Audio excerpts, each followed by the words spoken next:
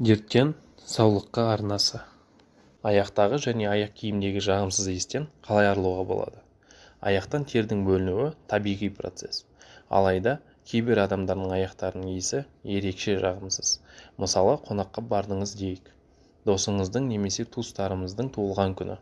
Немесе отырыс деп алайық. Аяғыңыздың иісі үшін уайымдайсыз. Аяқ киіміңізді шешуге ұяласыз. Үнемі өзіңізбен бірге бір артық нәски ауыстыруға мәжбүр боласыз. Және де аяқ киіміңізді шешкен уақытында миыңызға сигнал келеді. Сосын ваннаға қарай асығып жол тартасыз. Сізді осы мәселе шаршатты ма? Ендеше аяғыңыздың иісі маңызды проблемалардың бірі болып тұрса, онда біз сізге одан арылудың жолдарын айтатын боламыз. Дерттен саулыққа арнасы. Арнаға тіркеліп, қоңыраушаны басып қойыңыз. Сіз арнаға жазылған болсаңыз, ендеше бастайық. Аяқтағы жағымсыз иістің пайда болу себептері. Аяқтағы жағымсыз иістің басты себебі қатты тершеңдік. Аяқта мыңдаған тер бездері бар. Олар күніне 200 мг-ға дейін тер шығарады. Егер де сіз спортпен айналысып, салауатты өмір салтын ұстанатын болсаңыз, аяққа күш түсіресіз. Олар тіпті терлейді. Негізгі бөлінетін тердің иісі жоқ. Тердің негізгі құрамында су мен тұз ғана бар. Мысалы, біз үнемі жабық аяқ киім киеміз, жабық нәски киеміз. Бұл өз кезегінде бактериялардың таралуына қолайлы орта болып саналады.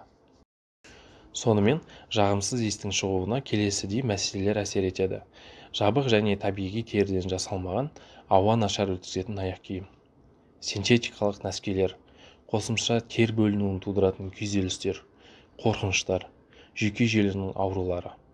Жиі душқа түсу, нәски ауыстыру және де аяқ киімді ауыстырып тұру мүмкіндігінің жоқ болуы. Аяқ киімдегі жағымсыз иістен қалай арылуға болады? Аяқ киімді желдетіп тұру, жуу және кептіру шараларын қарастыру абзал болады. Аяқ киімді жағымсыз иістен арылудың бірнеше түрлері бар. Олардың кейбіреуі халықтық әдістер.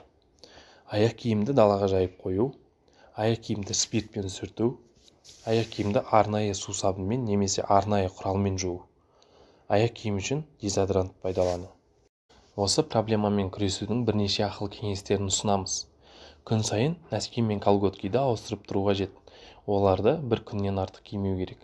Тіпті олар таза болып көрінсе де, ауыстырып киіп тұрған дұрыс. Себебі ақырындап шыққан иіс келесі күні күшеюі мүмкін. Нәскиді тек табиғи матамен ғана киіңіз.